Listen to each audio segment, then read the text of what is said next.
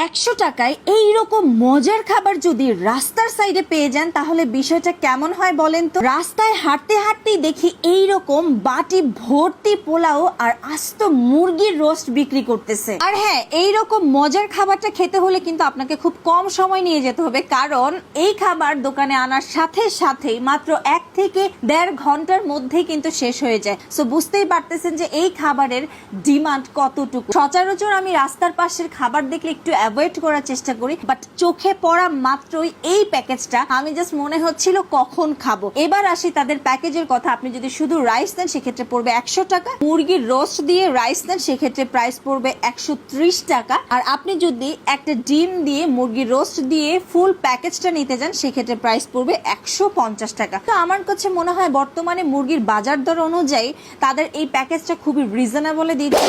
এই যে দেখতেছেন এই সবগুলো কিন্তু হচ্ছে প্রায় 1 থেকে 1.5 ঘন্টার মধ্যে শেষ হয়ে যাবে। আর এই মোরগ পোলাও হচ্ছে আপনার মুরগি এবং ডিম দিয়ে কত টাকা? 150 টাকা। আর যদি আপনার ডিম ছাড়া নেন সেক্ষেত্রে প্রাইস পড়বে মাত্র 130 টাকা।